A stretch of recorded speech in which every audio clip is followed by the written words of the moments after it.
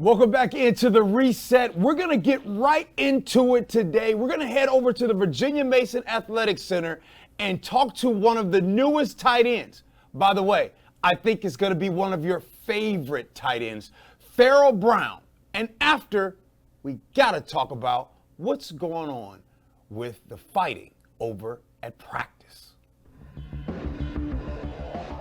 It's the reset with G. Scott.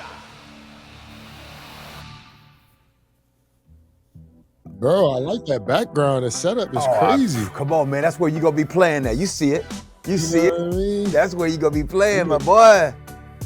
We may really have to, we might have to get that in C-level productions. I like that. Hey, you know Thursday night football is October 10th against the Niners at home. Did you know that? Yep. Okay. And you know, this is what I think we should do. Y'all win on Thursday night on October 10th against the Niners. Then me and you, we drive down south to Eugene and go watch the Ohio State beat up on Oregon. You down with that? That's what I'm saying. You ain't got nothing to do. Y'all done just won the game. Me and you, we jump on I-5, we go south. You got tickets, I got tickets. Come on, man, we good. We got tickets, and then if we beat y'all, you got to dress up as a duck, and we're going to come on the podcast again and talk about the game. Ooh, okay, fair enough. Now, if and when the Buckeyes win, what you gonna do? What you gonna do? Because you know what time it is. You know what time. They going to Eugene, they're going to handle business, man. The Ohio State Buckeyes, You got to come up with one. Okay, you're right. You got to come up with one for your Buckeyes. Okay. And by the way, if y'all listening right now, come up with something from a man, Pharaoh Brown, because that's what he's going to be doing. Man, first of all, appreciate you jumping on the podcast, man. Look, it's something about you tight ends. I'm going to tell it right now.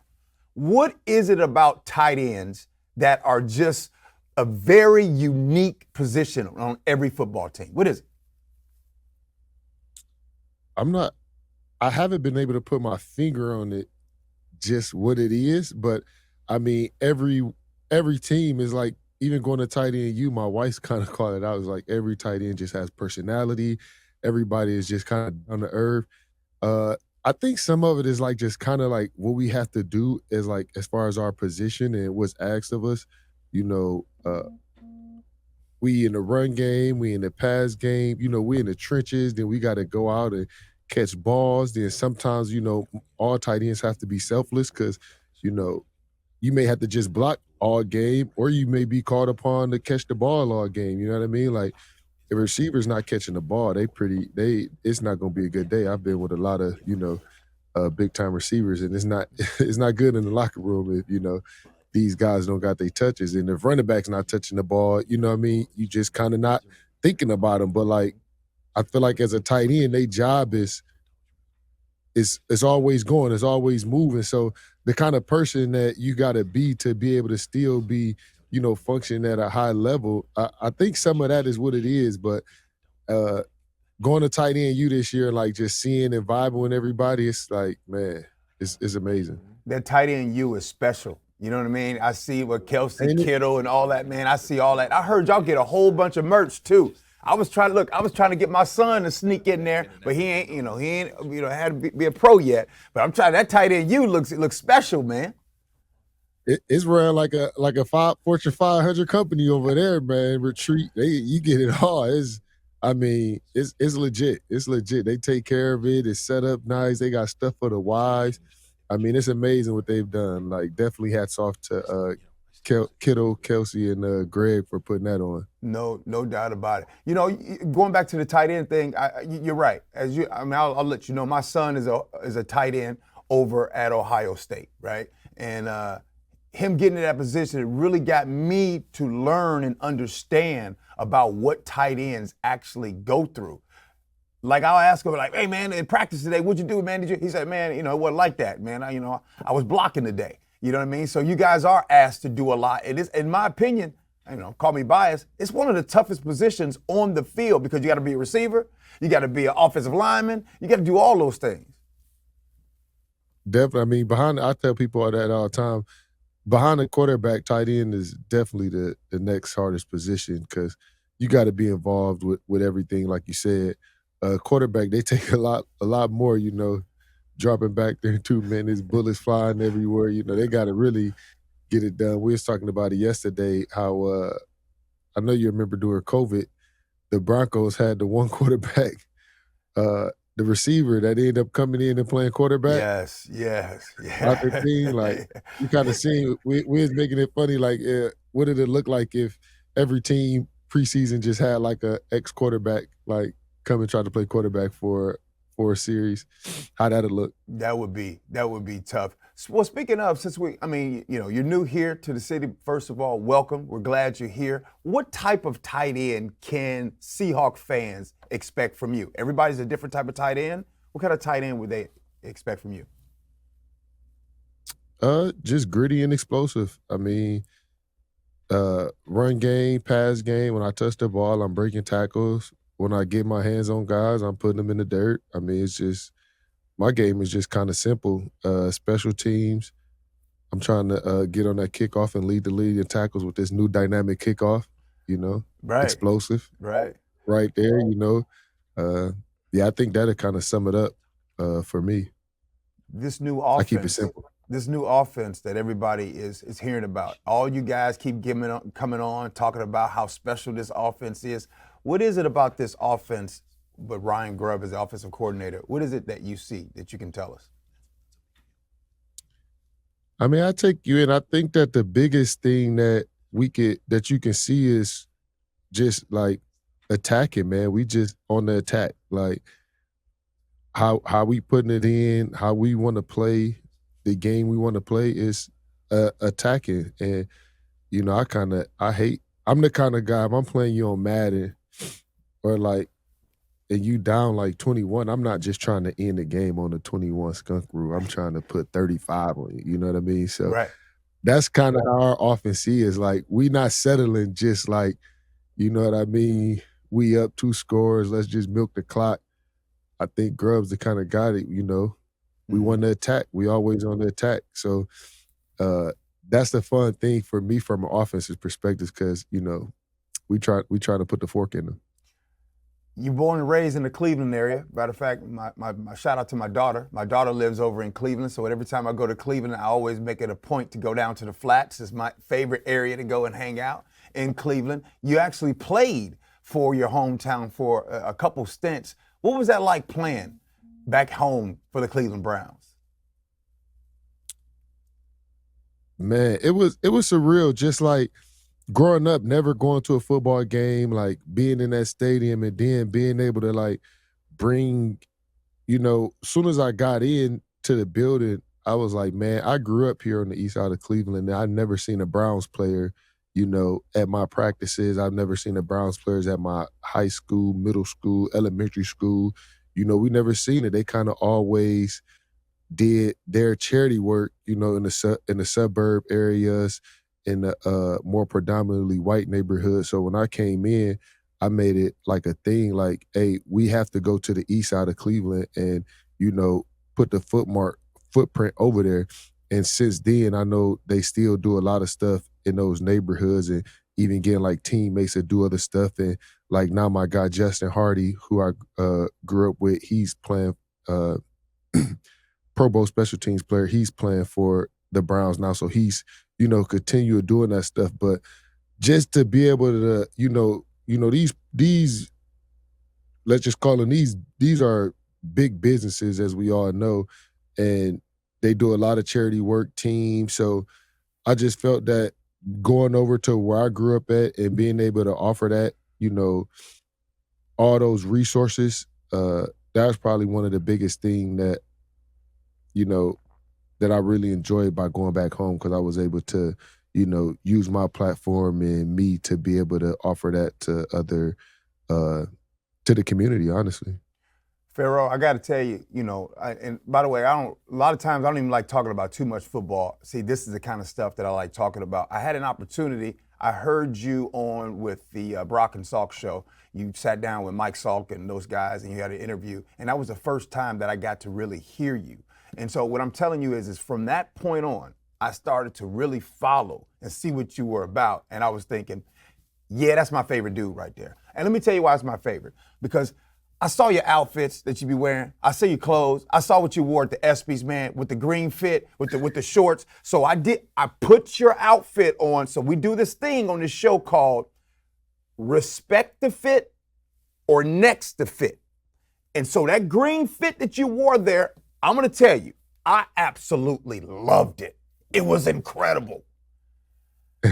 Some people can't rock that. What did you think about that outfit that you wore? Matter of fact, we're going to make sure we put the visual up because I got a visual of that. What did you think about that fit?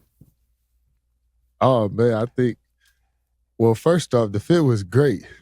But that red carpet sun in LA, boy, it was getting on me with that leather. We got out that car on that carpet, boy, the sun was hitting. But no, I think the fit was great. Like for me, first off, I'm a comfort dresser, and comfort is always one for me. And plus, I always just want to be different. Like, I don't like wearing stuff that, some people, that everybody have on, you know what I mean? Like, my mom used to always tell me, like, the clothes don't make you, you make the clothes. You know what I mean? Like, I was in high school with Team J's on, still with the same high confidence. Like, I couldn't afford the retros, you know what I mean? I had the Team Boys on, but, my mom has always instilled that in me. So I never really had the same stuff that people had, you know what I mean, growing up. Like, I know you remember the strawberries. Ooh, them strawberries. And you playing them one time and it's over. Hey, one time they had the city in the chokehold, you know what I mean? So I had every pair of those. Like, so I had to always do stuff different, and I think that kind of just always kept with me. Like, I want my stuff to be different. I want it to be, like everything that I do, I'm to a point now I done grew so big, I gotta come custom with everything because my arm's so long, my pants so long, I can't just go into Marshalls and, get some stuff that fit or Nordstrom's. Like, it ain't happening for me. So I just think I just like to be different. I like to, I just like to be creative in expression and what I do. So I always gonna do something different than what you seeing out there. That's, again, I've been following you. That's what I love about you, bruh. And let everybody, all the kids out there that's listening, you heard what he said. It's not the clothes, it's you that rock the clothes. Wear what you gonna wear. And speaking of the hair, tell us about the decision of the hair. I love the hair, bruh. Love it. So my wife is Tongan and she's Tongan and white. Okay. And my kids came out with blonde hair. First, I'm jealous because I always wanted long hair like my first son. Okay. And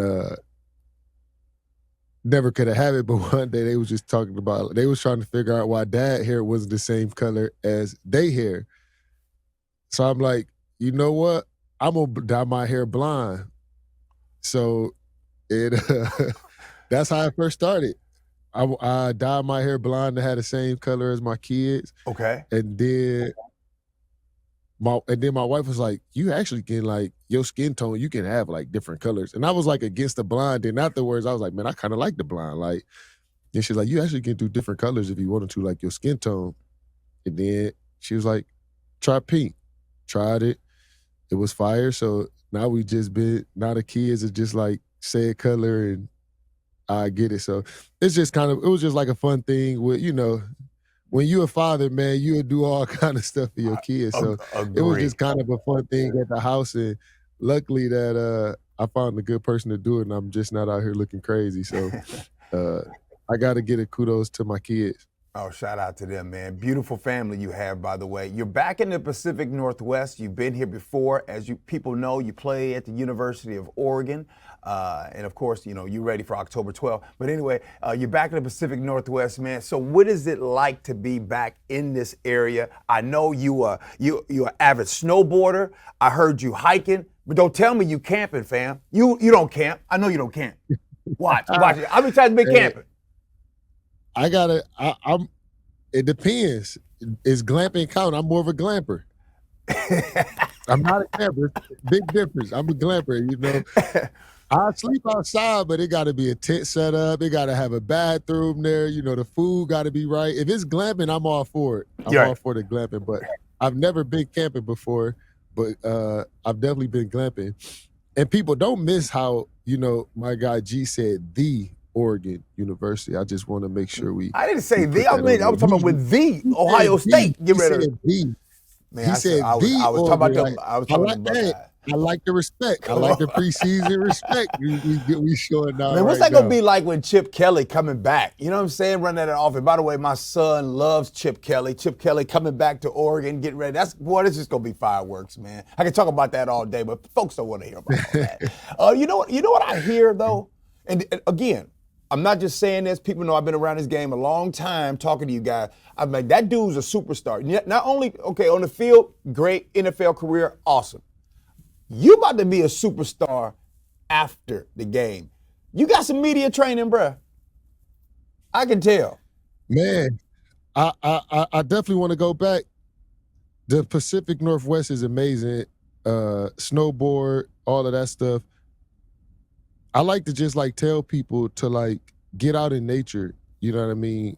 I like to just throw my message in there.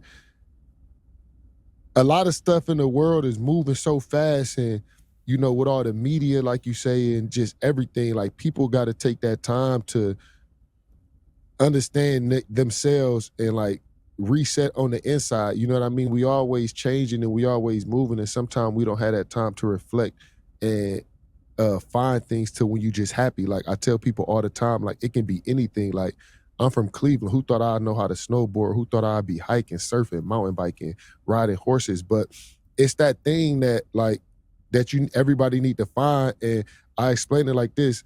You know when you like just doing something all day and then you look up and you be like, man, I haven't ate all day. Like I've been out here on a boat just having so much fun and we ain't ate all day. If you sit in the house and try to go 8 hours and not eat no food, it's gonna be miserable. But if you go out, if I take you out on some four-wheelers and we going out through the woods on four-wheelers for 6-7 hours, most of the time you're not gonna worry about eating. So find that thing to where you don't worry about eating, and that's your happy place to what you need to start doing and bringing into your life because it helps you come down to a more grounded state. But yeah. Have you ever? I'm sorry if we got off topic. No, it's cool. But I can tell you were in your place, and that was that moment you had to express. Pharaoh, have you ever been in a situation? It sounds like you've had moments of spiritual enlightenments. It sounds like you've had moments where you've had this podcast is called The Reset, so I know about the reset. It sounds like you've had moments to where you've been in situations where you've had to find yourself. Can you tell us a quick story about that? Because I can feel that. I'll say it's just like kind of like the journey, man. Like this journey for me, like not a lot of people could walk in. I used to have like hard times of like coming from college and being a guy and, you know, almost having to take a step back and almost getting like having life-changing experiences through injury and wound up, you know, my last, God dang, you about to getting a little emotional over here. The last surgery, I went through I actually went through my ACL surgery with no pain pills because when I had my injury, and I'm just giving you how the journey started. Come on.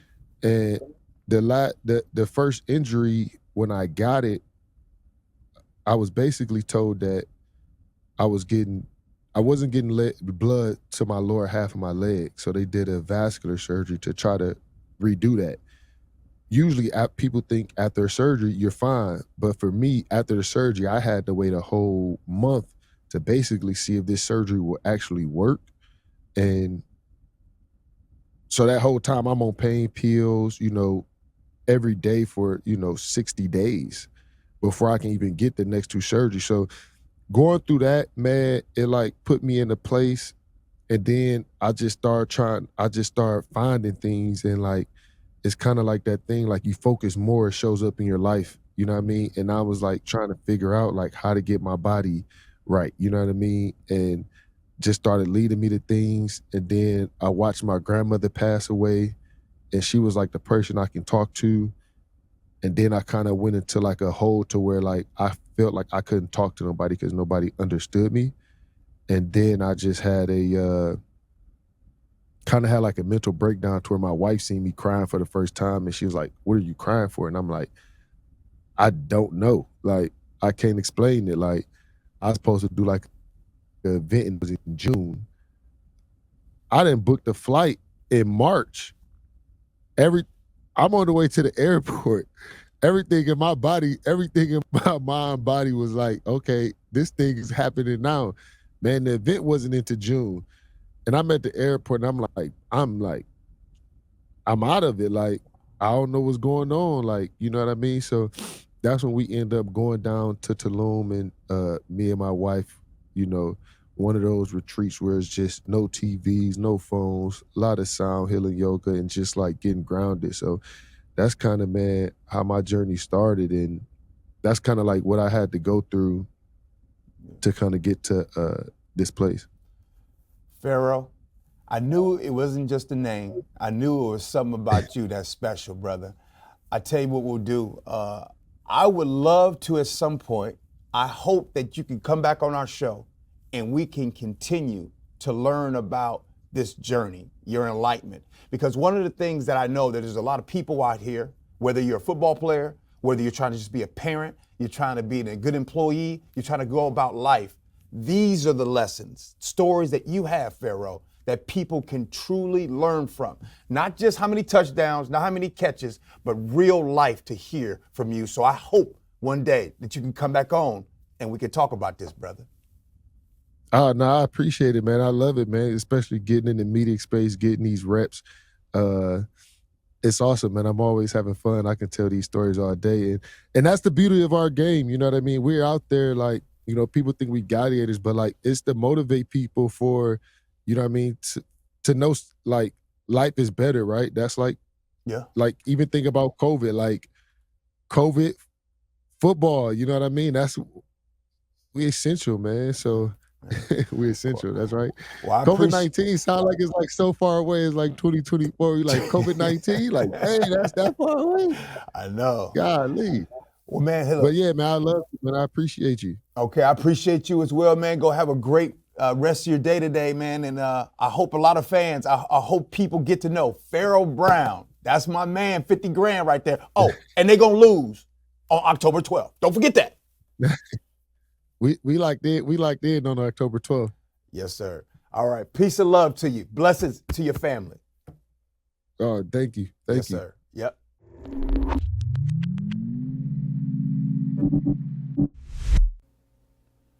I hope you enjoyed that discussion that we had with Pharaoh Brown. I kind of low-key love that brother right there. I hope to have him back on the show again so we can talk more about that discussion that we had. But right now, we got to talk about practice. Allen Iverson would say, practice? We talking about practice. And of course, I got my favorite folks, my producers that help get this show going. I got Paul, Frank, and Bones is here. Bones is here. He does exist. We got no Bones. Doubt. Okay, let me get right into it. First of all, there was some fighting that happened at practice. I'm okay with fighting. I have been around football a lot. I've been around professional football a lot. I'm okay and understand when fighting happens.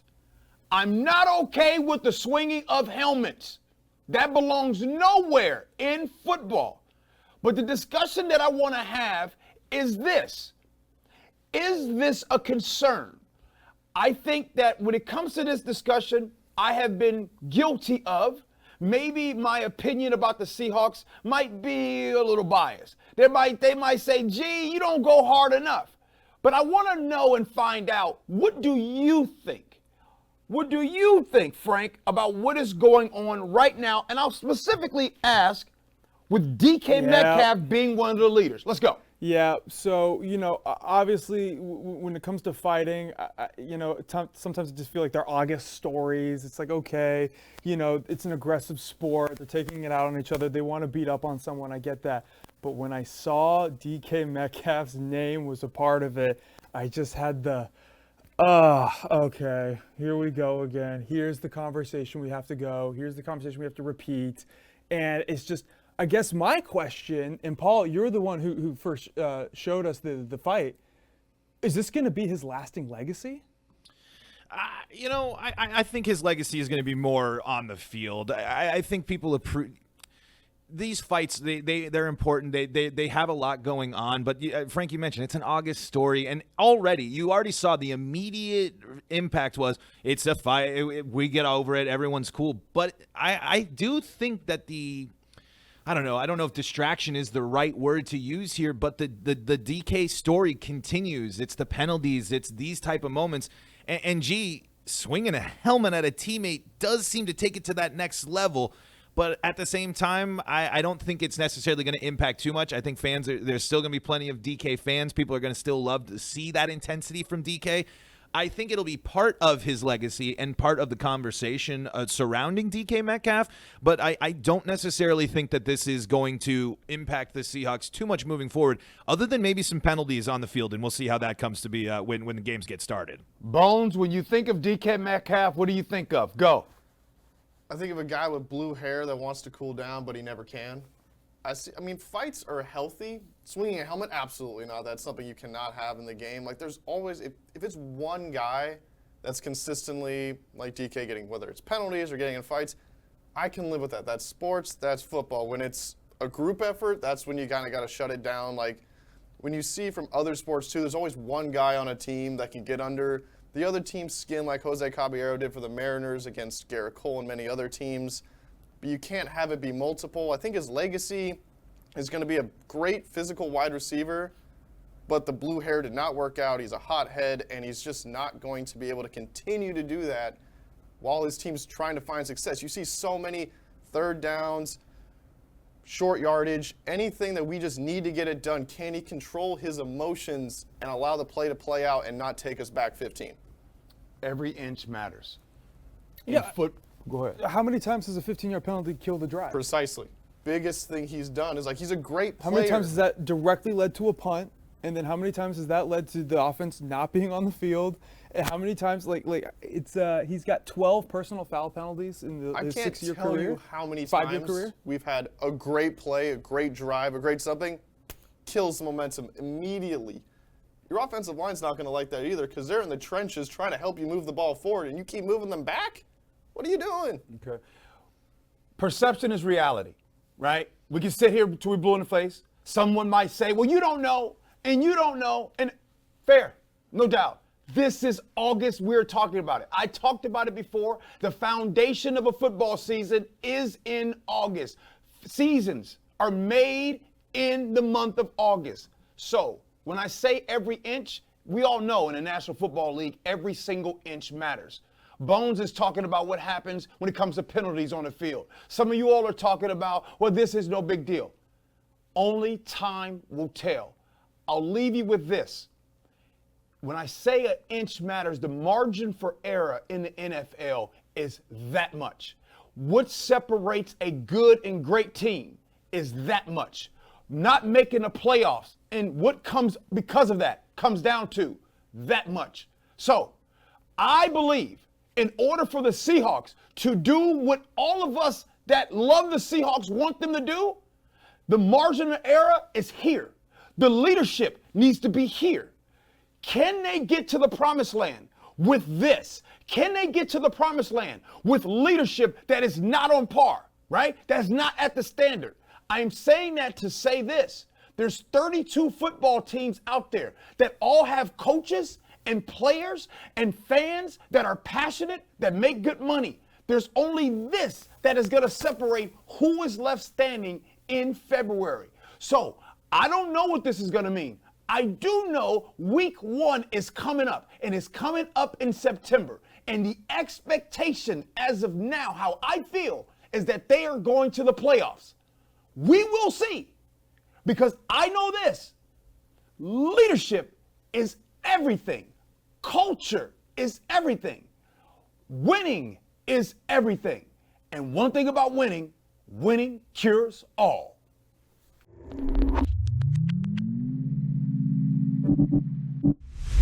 It's time for the X's and O's. But first, let me tell you this. It's a green screen, so now you get to see into my mind and into my heart. Okay, that was corny. Let's get to it. Negative hangs with negative, and positive hangs with positive. Everyone can't go with you because everyone doesn't plan to grow with you. Show me who your friends are, and I'll show you where you're going. It's okay to do an audit of your circle because everyone that's in your circle ain't in your corner. There's 4 more months in this year of 2024. There's still time for you to crush every goal rolling into 2025. Yo, I appreciate you rocking with me. Love you for that. And as always, be kind.